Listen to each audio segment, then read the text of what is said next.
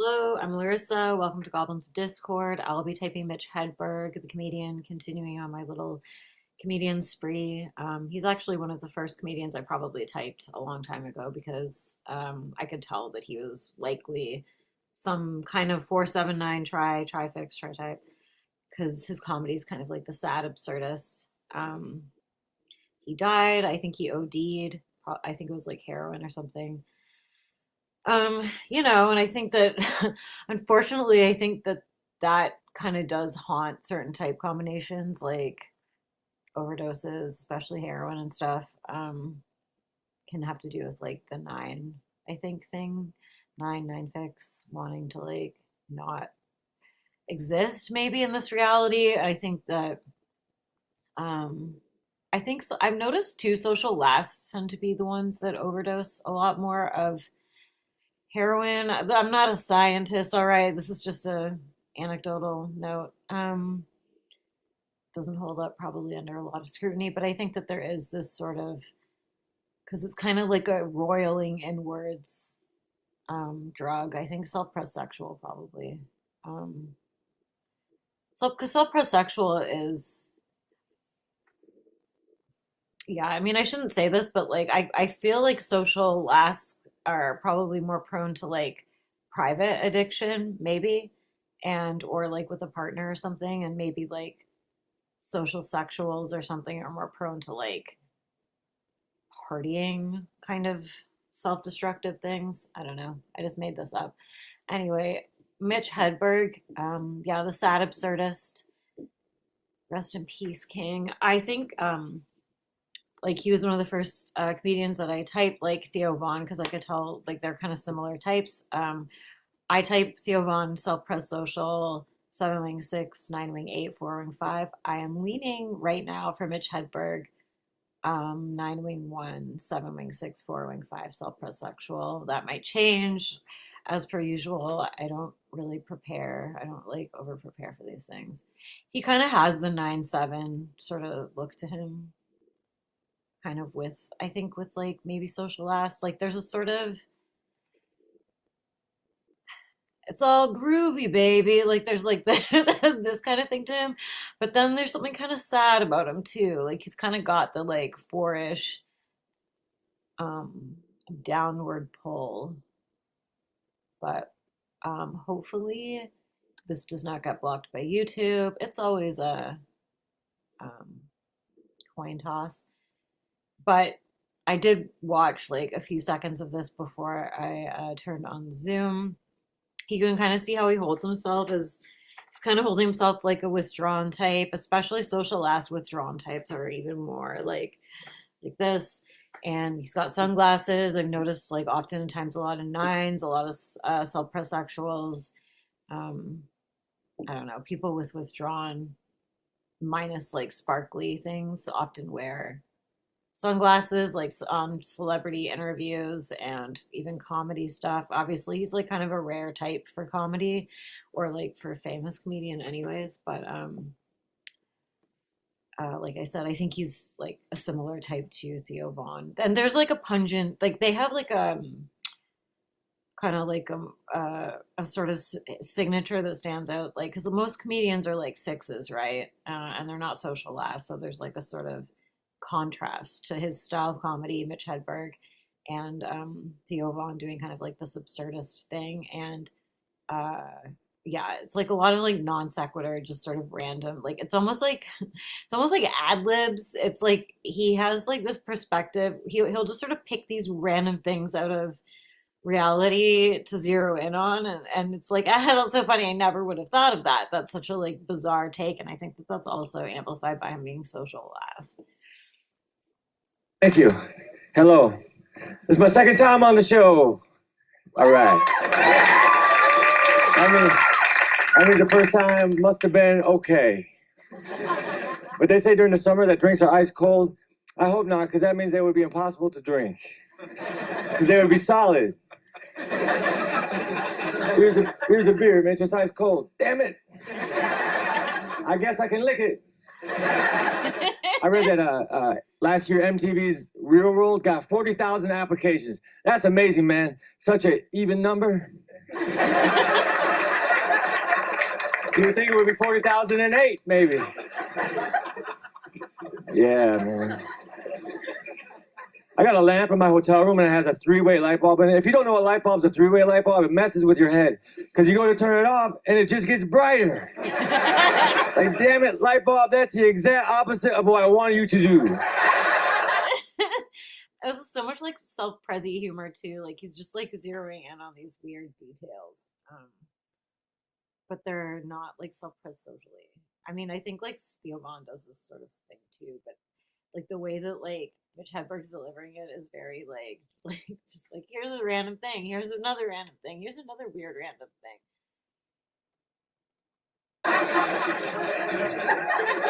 Then you turn it again and it gets brighter once more. I will break you. That's the only reason I had this thing out here. Oh, yeah, man. I saw a commercial that said, forget everything you know about slipcovers. So I did.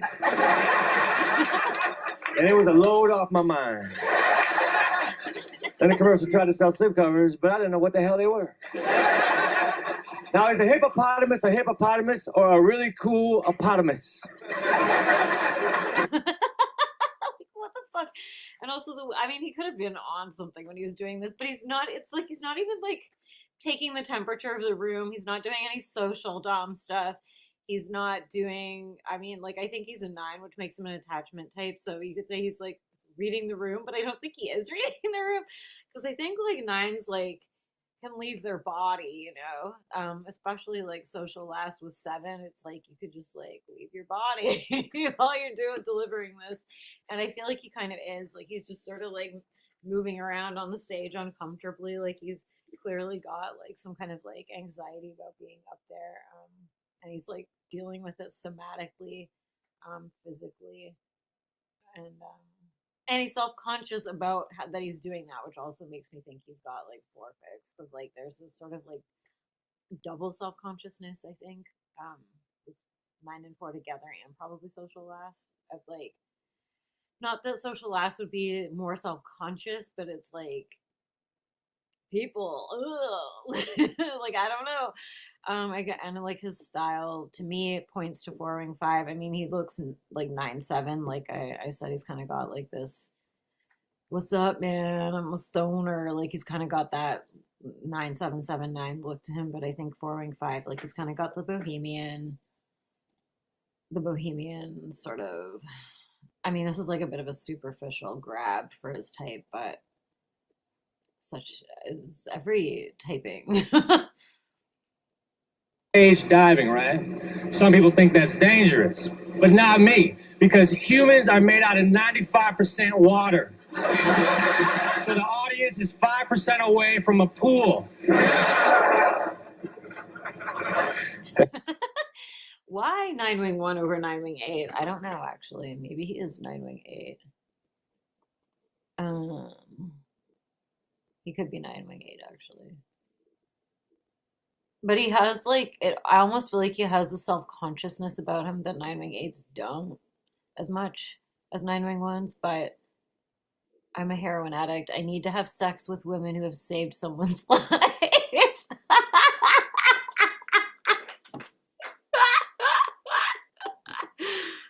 I love him. Just rest in peace. Sucks. He's so cute. I think like this also says to me like 4-5 space in the heart center. I don't know. There's like come at me, but I feel like there's a kind of innocence to 5 wing 4 and 4 wing 5 space that I register as this sort of innocence of like there's like a purity to the humor, especially social last with 5-4, 4-5. I don't know.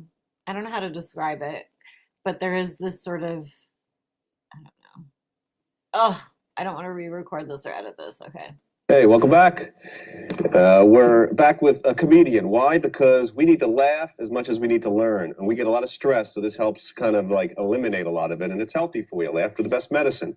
Welcome, Mitch Hedberg. Hey, how you doing, Barry? Good to see you. After that Letterman stint, I saw you a couple times on Letterman, right? Yeah, I just did it for the 3rd time couple days ago. Third time. Yeah. Now let's talk about this. Take me through your background, where you grew up, and kind of I think when at age 12 was your first appearance What on is this? Ew.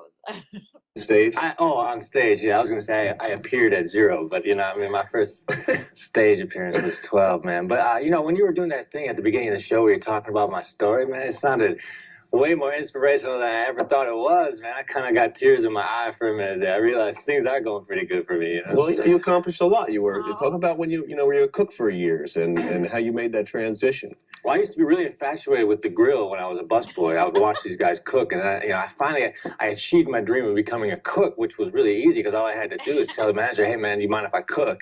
And he said, "Yeah." It was real simple to achieve that dream. I also think that like 9/7s just like make shit up.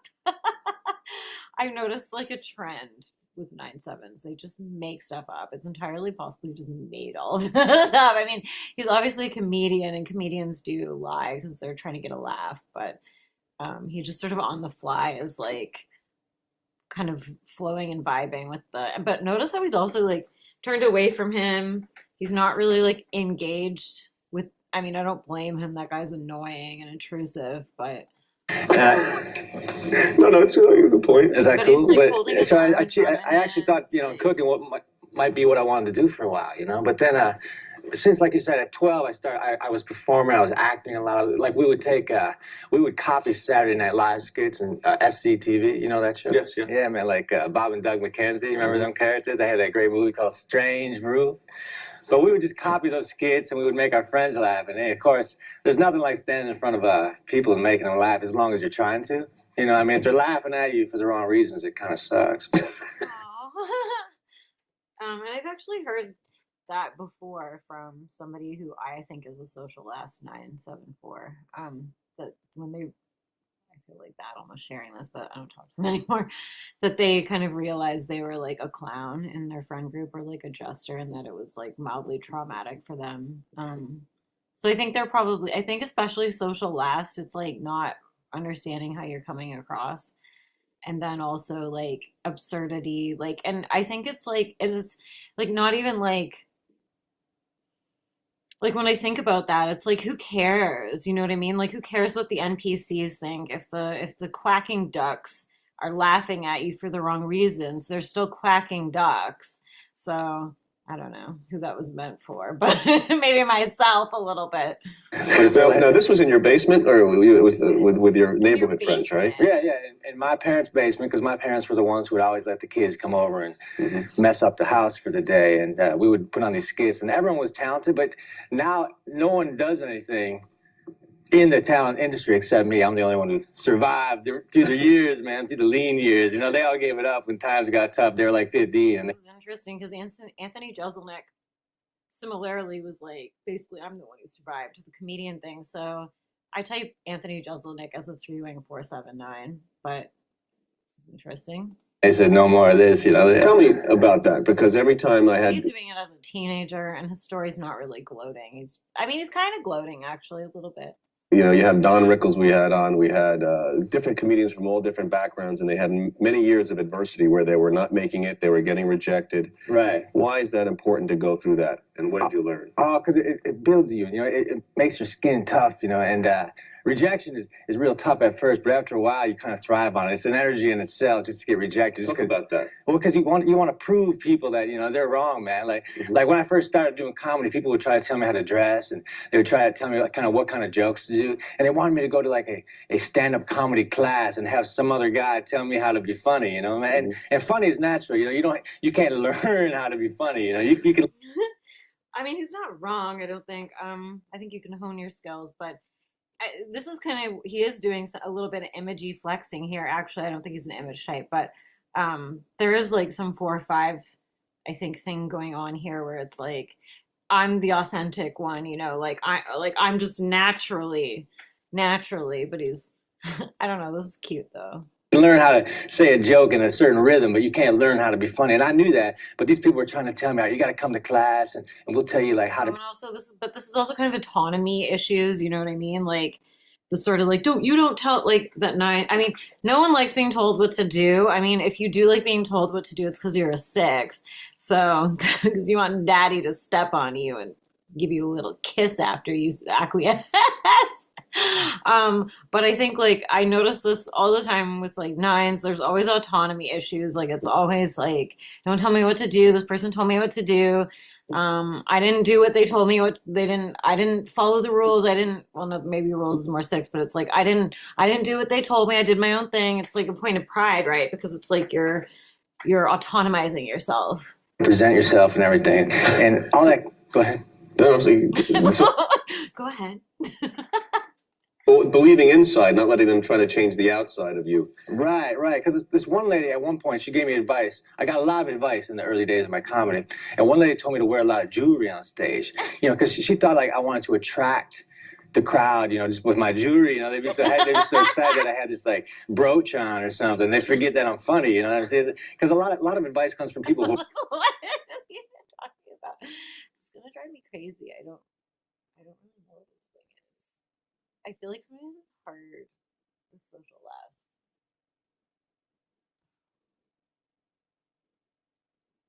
It's like I can see the five.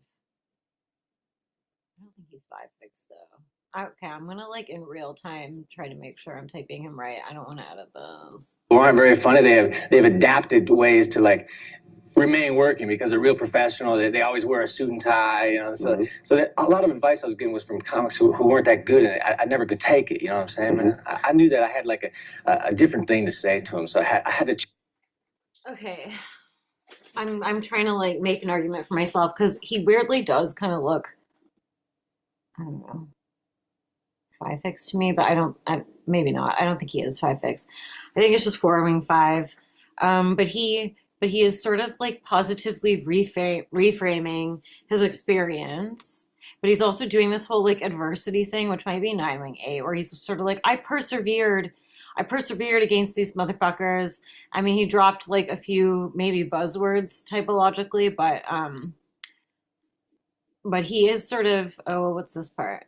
Chill out and just ride out the bad times like that. So, but chill out, right out the bad times. I mean, it's nine wing eights that usually have the ego around how much chiller they are than everybody else. But he's clearly like annoyed about stuff because he's bringing it up on an interview. But he does seem like a double positive 9-7 to me in the sense that he's kind of got that like, I don't know. What is the word I'm looking for? It's kind of like a leisure suit. It's kind of like, no, lounge lizard. He's kind of got this like Texas lounge lizard. Like he's like out in the middle of the desert and he's like drinking all the beer. It's the end of the world. He's just out there alone writing some strange poetry. And maybe he's like got a pet possum or something. But I feel like he's sort of doing the 9-7 like escapist. Obviously, also you could argue with the heroin thing, but not really. I don't know. And there's something just kind of where I think he has like triple head, just four and gut. Because I've noticed people with triple head and their type come up with kind of the most outlandish stuff. It's like not intentional. It's just coming out of them. You talk about rejection, being able to like Theo Vaughn, like I already said. It makes you stronger, proving other people wrong. That's a real important point. A lot of people, that devastates them. Yeah. Well, okay, and so he's proving people wrong. And I mean, sixes can get into that kind of stuff, but I do also think it's a 9 thing. And maybe 9 wing 8 more because wing 8, it's like assertive, right? And there is that rejection, power, expansion sort of thing going on. Have you ever had a situation where you just bombed? Where I bombed on stage? Mm-hmm. Oh, many situations, man. Pluralize that immediately because I bombed endlessly. I used to tour Montana and Idaho and Oregon to these one-nighter bars. Okay, I can see wing 8 now. It's like even though visually to me, I don't know. Visual typing isn't an exact science, but he's kind of like bringing it back again. Like I bombed a lot. Like I did persevere. Like there's this tenacity inside of me. There's this like I kept going. I think that can be a self-pres dom too, but go from bar to bar. He's not kind of making it like a virtuous frustrated thing that he's doing. And I'd be the opening act out of a two-man show, and the guy going on last would always kill. I would always bomb horribly. Then the next guy would go on. He'd have a lot of jokes about like genitalia and such, which the crowds kind of wanted to hear. They liked that stuff. But I didn't have any of those jokes, so I was bombing. But the only good thing about that is a lot of times these towns would be It was probably like an SPSO making genitalia jokes. loaded with kind of like scary looking women, and the scary looking women would always ask the funnier guy to dance. So I never had to dance. You know, it was cool. There's always something good and something bad, right? Yeah, I just had to sit down because they didn't like me because I wasn't funny, so they didn't want to dance with me, you know. So. And he's also like positively like I mean, this is what fours do too, though. It's like you're positively identifying in the negative. So it's like maybe to like this interviewer, I don't know, he might be like, "Oh no, I'm sure you were attractive. Like the women liked you. I'm sure you were really funny." But like, it's like you don't understand. It's like the four heart positive. It's like the positive identification with the negative. It's like I was funny, so all the like crazy chicks that I didn't want anyways didn't hit on me. Like. Now that adversity helped you. I mean, that's rejection. That's falling. It helps you kind of come back stronger. Do you focus? Do you learn something from that? Oh, well, you just learn that, you know, you got to get the hell out of here and find your right. You got to find your audience, man. The adversity is like, you just got to keep searching for your audience is what it does. It just makes you search harder is what it does. Aw. Search for your audience. That's interesting. Search for your audience. It's like he wasn't able to bend his brand of humor. I I mean, I think he's a 9. I don't think he's a 4 wing 5. I think he was like, I think the 4 heart though thing is like always going to be searching for that perfect thing and whatever the instincts are. I mean, audience you could argue is social. You could also argue audience is image, but there is like that element of searching for your person, searching for the right, like, I don't know. I don't. That's good. Yeah. When we come back, I want to talk about, why you believe that jumping in, even though maybe you're not 100% prepared, is more important than preparing and never doing anything, obviously. Oh, that's so true, man. Yeah, you got to like learn while doing, right? That's Yeah, the only man. way to learn. You got to. Learn while doing. I mean, you could say that that is like a body type framework. Because you're in motion, you're in action. I think 7s can be like that too, though, but as assertive types, but and as the active head center. I don't think he's a 7 though. It's a bit messy. Books, tapes, all this stuff, and people, but once you do it yourself, that's the real. You can't have a good job. In order to make it in stand-up comedy, you can't already have a good job. That's the biggest downfall. Really?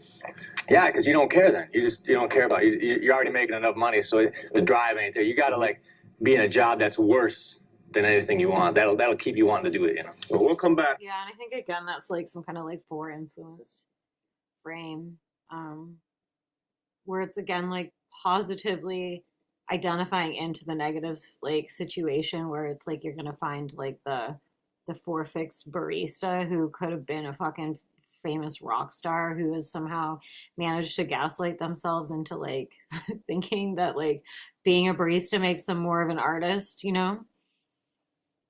With something. But he's using it in the way where it's like using it as like a force to propel him forward, because it's so uncomfortable. So he's sort of using 9 and 7 reasons to propel him forward. It's like discomfort, escaping discomfort.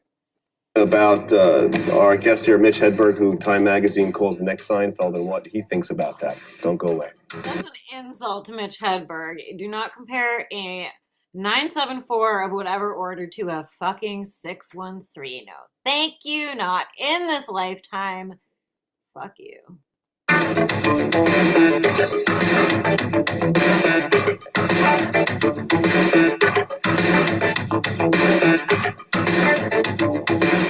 Oh, what? I didn't even know he had a movie. Los Enchiladas. Or wait, do I have it up here? No, I don't. I have to watch it if it I'm not into sports very much. People think I'm into sports because I'm a man. Like I was at a convenience store and a guy with a quart of milk approached me. He said, "Hey, what's the score?" I said, "I don't know. What's the game?" If it's a contest between me and you, and the object is to ask the other contestant questions that befuddle him, then you're ahead 1-0. I need to pause this. I don't know. He might be a 7. Okay, 1 second. No, okay. I think 9 wing 8, 7 wing 6, 4 wing 5, but Welcome back with Mitch Hedberg, rising star, they call it. Now, Time Magazine said that you're like the next Seinfeld, and you make comments about that. That's amazing to me. You know, I was at the Montreal Comedy Festival, and the guy who wrote the article. that's amazing to me. Okay, well, they're right there. 9. Not a 4, that's for sure. And I don't think a 7 would particularly like that if they were 4 fix, but there, and he took a liking to my comedy, and he took my picture and he put it in Time Magazine full length. You know, you could even see my feet. You know, he said my head to my feet, and I picked it up in a gas station in Iowa, and I flipped over, and I was just blown away. But he called me the next Seinfeld, I think, only because I have a sitcom deal now, and okay, right now, yeah, he's in a nice and pleasant way. He's like, I'm not actually like Seinfeld. I don't think he's doing it because of like a 6 reason or something of like, oh wow, thank you. No, I'm nothing like him. What a compliment. It's more like I'm not like him, but I'm gonna be like a 9, conflict avoidance, smoothing it over, keeping things positive. It's because I have a sitcom deal. he just went off the air. Everyone's looking for the next sitcom star, stand-up guy. So they're trying to peg me as that guy. We're not really Puts a lot similar. of pressure on you when they do that. Yeah, because people kind of they mock me because of it now. They say, "Oh, you're the next Seinfeld," huh? You know. But I hope I at least get to go out with his old girlfriend. You know, Shoshana, what's her name? Yeah, maybe that. You know, maybe being the next Seinfeld, like that'll hook me up with her. His girlfriend was like 14 or something when he was like 40. Cancel Jerry Seinfeld. I just hate Jerry Seinfeld. I love Larry David though. I'm going to send her the issue. You know what I'm saying? See, I'm the next Seinfeld. Come on. It puts pressure on you. Yeah. Now, why is pressure good? I believe it's good. It makes people either Makes you produce perform or better. perish. Yeah. It makes you perform better. I remember when I was a bowler, you know, for like a month, I was, if it was the last frame and I needed a strike, you had to get a strike, I would get a strike. You know, it just seems like when there's pressure on you to do well, you seem to do well. Don't you feel that way? Yeah. No. But I do think that might be like an attachment thing perhaps, or like a 9 thing maybe, where it's like you're kind of forced into action, you know? Well, there's certain people like you focus or And you maybe fold. 9 wing 8 would like that more than 9 wing 1, I'm not really sure. I think 9 wing 1s get more easily overwhelmed than 9 wing 8s do. Right. Go 2 ways. And I really didn't do good on TV comedy until I was on the Letterman show. I did a lot of shows that were like way less caliber. And I actually had kind of bad performances on like 5 or 6 of them. And then when I finally got to the big leagues, Letterman, my first time out there, man, it really clicked hard. And that was the most pressure. So Why do you think that? Why is it that it takes that kind of environment to really perform? What happens to you? Oh, because the environment is so huge that it almost makes you feel like you finally arrived. So you kind of like, you go up to the next level. You say, all right, I'm here, man. It's time to put down the whiskey and take it for real now. You know what I mean? Like, I can't be drinking before this one now, you know? Oh, so you drank before my show? No, I'm kidding. I don't drink before the things, not at all. Ugh, I would. As he picks up his drink, he probably did drink. Oh, that's why this is in a dark glass. You're the best. So they You're can't. starting to make me laugh. Ew! Hate that guy. Okay. I mean, I already typed Mitch Hedberg and was watching a little bit more. He's so cute. It was really comfortable. I didn't want to leave. When he wrapped it up, I was pissed. So I'm excited to be back, man. That's all I can say. Thanks. Well, Howard seems to dig you, so it should be a good time. Yeah, hopefully he still does. Maybe he's changed. I also think social last like 9779s are really sketchy. Like he kind of has that sketchy. He definitely has that kind of like druggy vibe.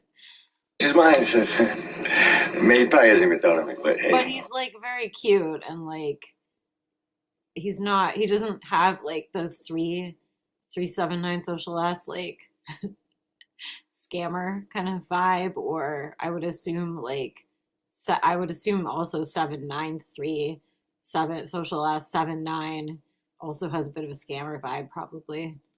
I got the sugar for the coffee. All right. Because it's like a hedonist,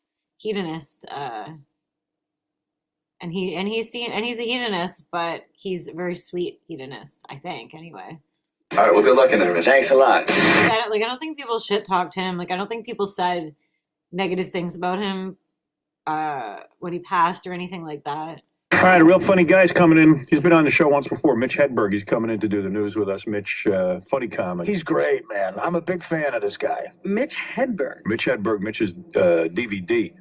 Mitch Altogether is available. Oh my god, I hate Howard Stern. Man. I get the same thing. You give one guy oral for coke, and you're a drug addict. Was that your story? I forget. Yes. Yeah. No, that's not. Well, I got the drugs under control now. Do you? Yeah. You had to take them. Actually, you know who he reminds me of a little bit? Corey Feldman. We typed Corey Feldman a million years ago, and I don't even know if we typed him right. But I think we typed him as self-pressed sexual 3-wing 2. I entertained 3 fix for Mitch Hedberg, but he's seems too droopy and self-destruct. I mean, I think 7s and 9s with 7 can be pretty self-destructive without 4, but they kind of look similar too. This is so messy.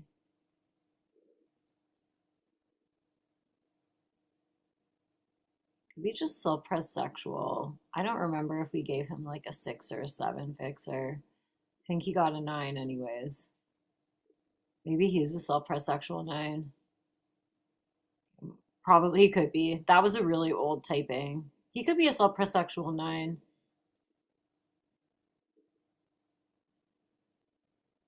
That would actually make a lot of sense to me. But I think that might be what I'm seeing.